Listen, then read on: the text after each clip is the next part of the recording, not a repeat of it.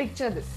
Your finance team is buried under a process that's driving everybody crazy. Let's take vendor onboarding for example. Endless emails, manual tax verification on websites, mistakes that cost hours and headaches. You know it's time to automate, but the suggestions hit you like a ton of bricks. Your IT guy tells you to write a Python script. Your consultant tells you to build a 6-figure RPA bot. And your ERP vendor says just buy the latest module. CFOs in 2026 are asking a big question.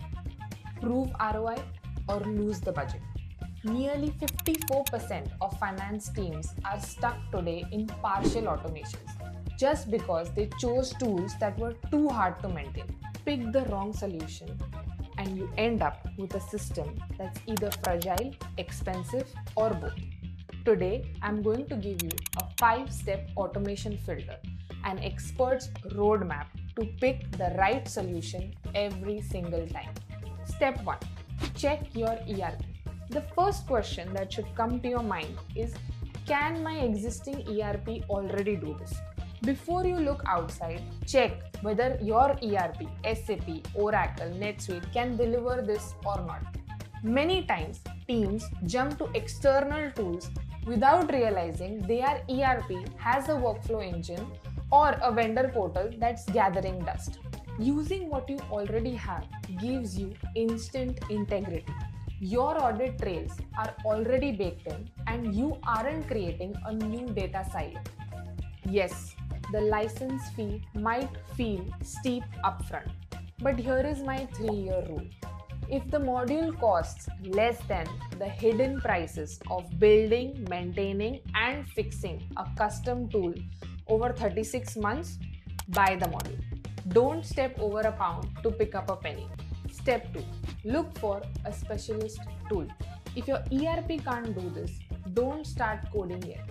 Ask, has someone already done this better? Think of it like this. Your ERP is the general physician. But for something like tax or a complex payroll, you need a specialist surgeon. These SaaS tools spend 100% of their R&D on one single problem. They live and breathe the latest law changes so you don't have to.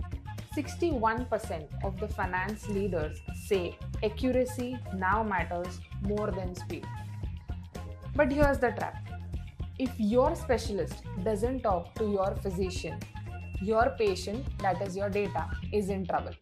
Hence, never hire a specialist that doesn't have a certified connector with your ERP. If they don't have a plug-and-play connector, they aren't a solution. They are just a reconciliation headache waiting to happen. Step 3. Use APIs wherever possible. Now let's say, what if there is no pre-built app? This is where APIs comes into picture. An API is a direct system-to-system handshake. It moves data without caring whether the screens are changing or the buttons are moving. Why I love it? Because it's invisible, stable, and low maintenance. Here's the golden rule. If both the systems have APIs, use it. Don't introduce RPA. Use a bridge instead. Step 4. Choose RPA when you have no option. RPA, or Robotic Process Automation, is a digital worker that clicks, types, and submits like a human. It's impressive, but fragile. That's why I call it the last resort. RPA doesn't talk to your system. It just mimics what a human does. Hence, if your IT team moves a button on the screen 2 inches to the left, or the website changes its font, your bot will fall apart. You'll spend more time babysitting the bot than it actually saves you in labor. Hence, my rule for RPA is very clear. It's the last resort.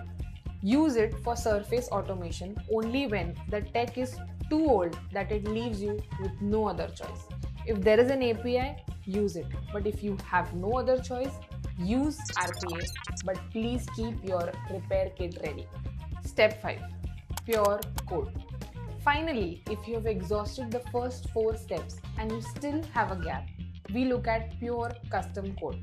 This is where you hire a developer to build a bespoke solution from scratch. Now, let's be honest. In 2026, 99% of your finance problems will be solved by the first 4 filters. Custom code is that 1% exception. The high-end specialist you call only when you have a truly unique business case. Alright, let's put our 5-step automation filter to work. Vendor onboarding, the process that drives everybody crazy in finance. Now, how will you decide which tool to use? First, ERP module. Ask, can your SAP or Oracle open the vendor portal? If yes, and the cost is reasonable, done. Check your ERP first.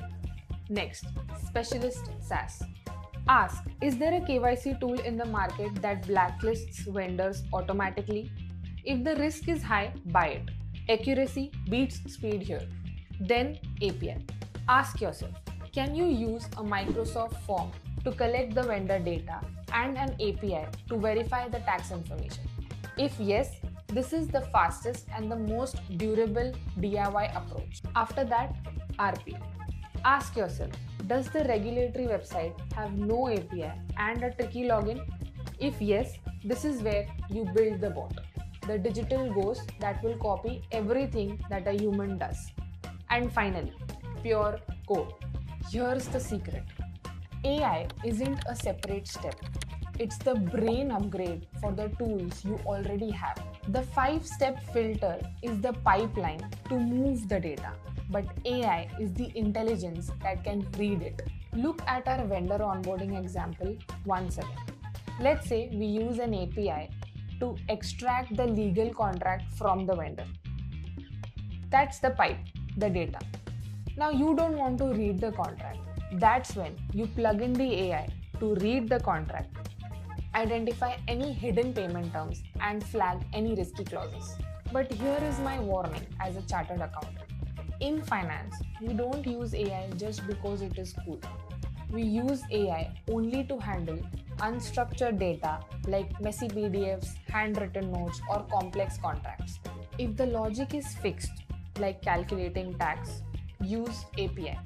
But if the logic is subjective, like is this vendor risky, that's when you use AI. As a chartered accountant, I have one non-negotiable rule for AI. It must be explainable. If an AI is making a decision in your finance stack, it must be able to show an audit trail. If it's a black box that doesn't explain the logic to the auditor, it doesn't belong in your process. As a chartered accountant, your job isn't to code. It's about being the architect of integrity. Before approving the automation budget, ask your team, is this the most stable path or just the shiniest one? I have created a logical flowchart covering all the 5 steps. Keep it on your desk for the next tech meeting. Comment flowchart and I'll send you the link. If you're a CFO or a finance professional who's navigating automation right now, let's talk in the comments. Which of these 5 steps are actually giving you a headache?